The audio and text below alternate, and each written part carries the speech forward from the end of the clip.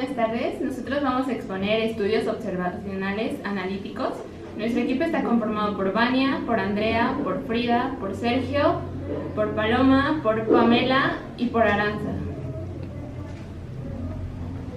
Vamos a iniciar con un estudio de casos y controles.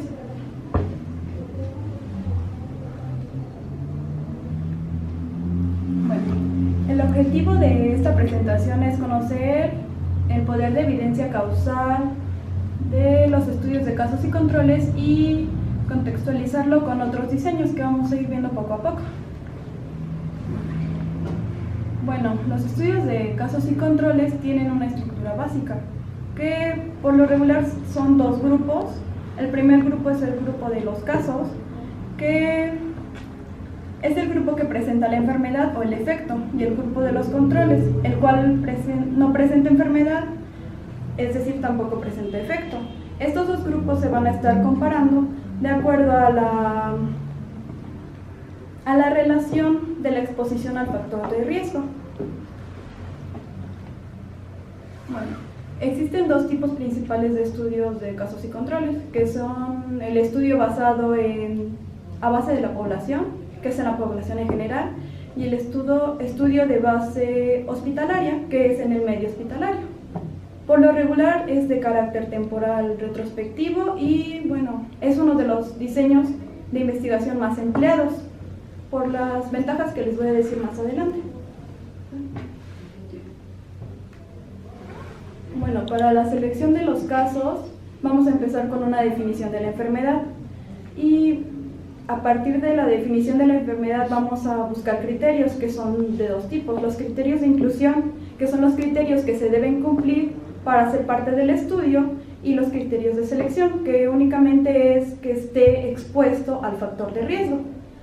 Estos criterios se deben aplicar tanto en casos como en controles, y lo ideal sería que los casos seleccionados fueran de una muestra aleatoria.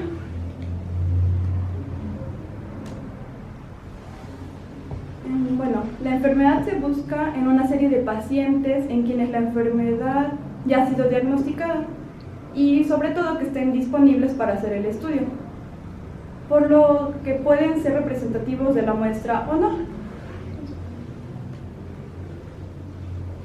Para la definición del caso se debe usar una definición estándar, es decir, una definición que ya fue establecida por alguna institución de salud.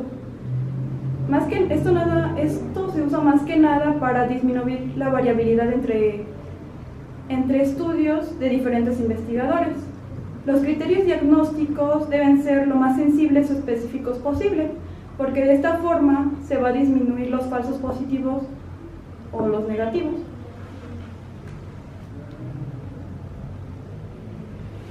Después de eso vamos con la identificación de los casos, que en esta parte se va a realizar una definición operacional, que es una identificación en la que todos los casos tienen la misma posibilidad de ser incluidos en el estudio y debe de ser válida.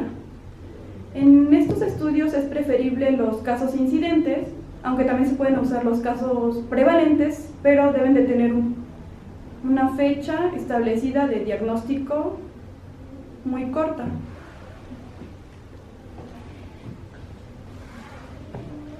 Ahora les voy a hablar sobre la selección de controles. Estos deben tener la misma probabilidad de haber estado expuestos que los casos.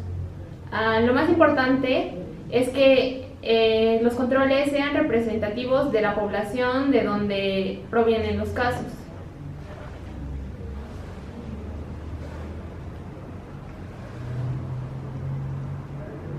Los criterios que se van a tomar en cuenta para la selección de los controles va a ser principalmente excluir a los pacientes con enfermedades relacionadas, ya sean positivas o negativamente, con la exposición en estudio.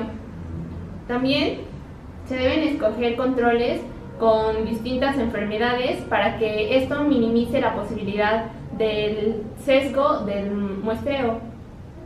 Y por último, se deben excluir a los sujetos que sea muy difícil de localizar, porque pues no se les podrá dar un seguimiento. En cuanto a la procedencia de los controles, estos pueden ser sujetos que acudan a los centros sanitarios o directamente personas de la comunidad. También se puede incluir personas como por ejemplo vecinos, amigos o familiares de los casos. En cuanto al número de controles por caso, se sugiere que haya un control por cada caso, pero cuando el número de casos suele ser limitado, se puede seleccionar más de un control por cada caso.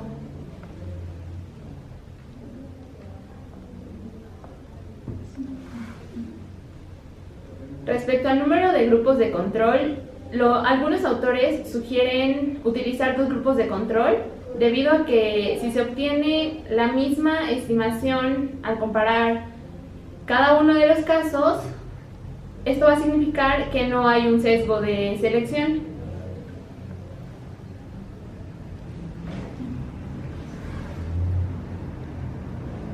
Para llevar a cabo todo esto se necesita medir con medidas de frecuencia.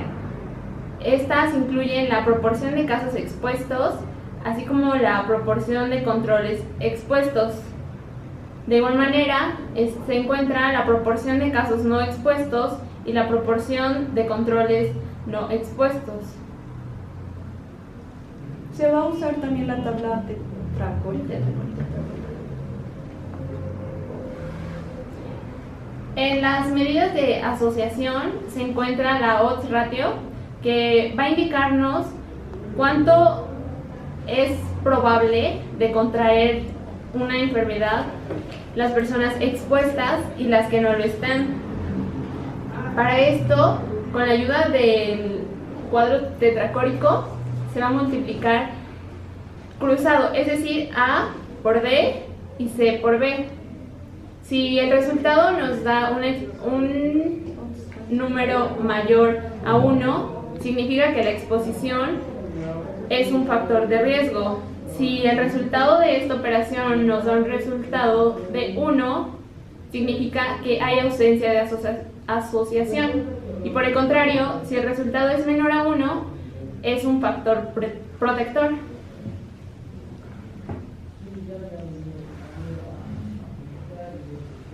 Otra medida de asociación es la estimación de incidencia indirecta de las tasas expuestas y no expuestas. Estos nos ayudan a conocer la incidencia de la enfermedad en la población, y para calcularlo se divide la incidencia total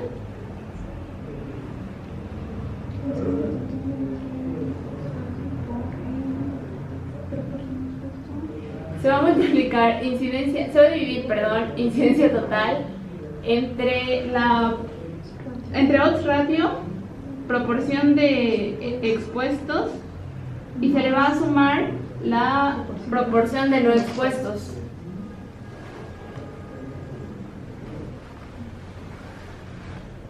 También vamos a tener las medidas de impacto, en las que se encuentra la fracción atribuible, que mide la proporción de casos entre los expuestos, y esto se debe al efecto de la exposición.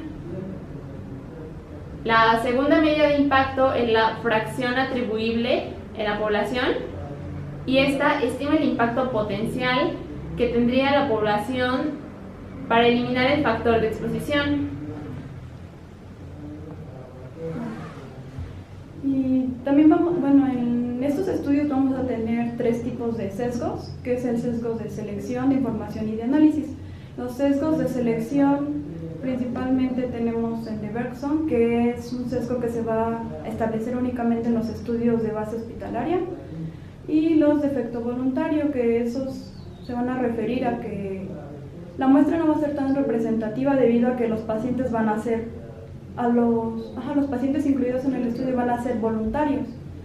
Los sesgos de información, que principalmente el de memoria, que este sesgos, los casos y controles incluidos en el estudio no van a recordar a detalle la exposición al factor de riesgo. entonces va a haber una fuga de información. Otro sesgo de información es la detección, el de detección o entrevistador. Eso quiere decir que el entrevistador no va a dar no va a hacer el interrogatorio con la misma intensidad para los casos que para los controles, y de igual forma va a haber una fuga de información.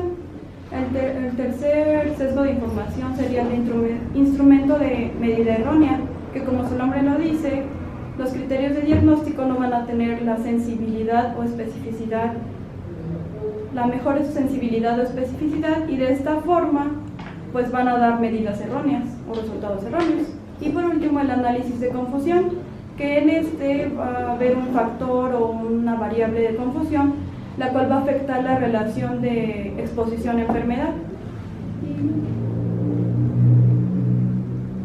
Bueno, las ventajas de este estudio son principalmente que es útil para enfermedades poco frecuentes, para enfermedades también con largos periodos de latencia, con exposiciones poco frecuentes,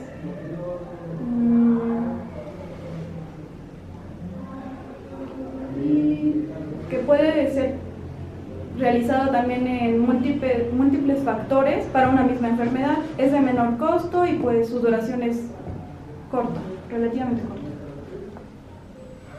Las desventajas serían que, como ya lo vimos, existen muchos errores o sesgos y pues va a generar fallos en los resultados del estudio. También que solo se puede estudiar una enfermedad a la vez y que como tal no nos permite calcular la incidencia o la prevalencia de forma directa. Por eso se calcula de forma indirecta, como ya lo explicó Paloma.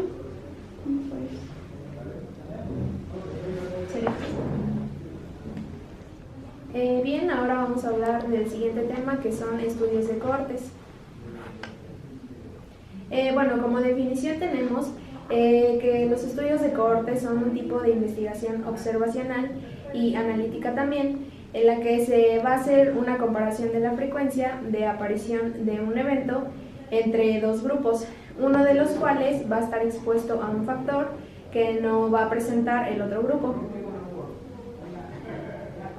Bien, para este tipo de estudios se han utilizado de manera clásica para determinar la ocurrencia de un evento específico en un grupo de individuos, inicialmente libres del evento o enfermedad del estudio. Bueno, existe una clasificación para este tipo de estudios y va a ser dependiendo de la relación temporal del inicio del estudio respecto a la ocurrencia que tenga el evento. Y conforme a ello, los estudios de cohorte se van a clasificar como estudios prospectivos, en el cual el investigador va a ser quien documente la ocurrencia del evento en la población de estudio, y los estudios retrospectivos o históricos, los cuales van a depender de la disponibilidad de registros para establecer la exposición y el resultado. Existe también un diseño del estudio, el cual abarca varios puntos. El primero consiste en que se va a reclutar a un grupo de individuos, de los cuales pues ninguno va a manifestar el evento del estudio, pero todos van a estar en riesgo de padecer o presentar dicho evento. El segundo punto es clasificar a los individuos de acuerdo a los factores de riesgo que podrían guardar relación con el resultado que se obtenga. El punto 3 va a ser observar a los individuos cómo se comportan, y finalmente el punto número 4 va a ser cuantificar cuál de estos individuos va a manifestar el resultado.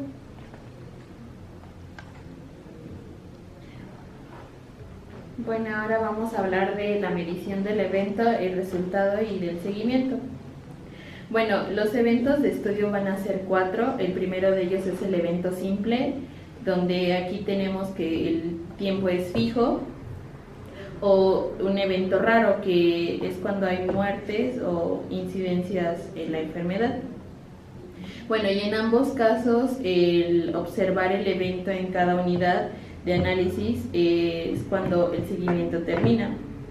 El otro de ellos es los eventos múltiples o los eventos raros, que aquí entran las enfermedades raras, la sintomatología o eventos fisiológicos. Y bueno, al presentar el evento, el individuo deja de estar en riesgo, por lo que ya no cumple con estos criterios de permanecer en el estudio. Bueno, el otro de ellos es la modificación de medida de eje, bueno, en la cual estos tienen que ser evaluados conforme al cambio.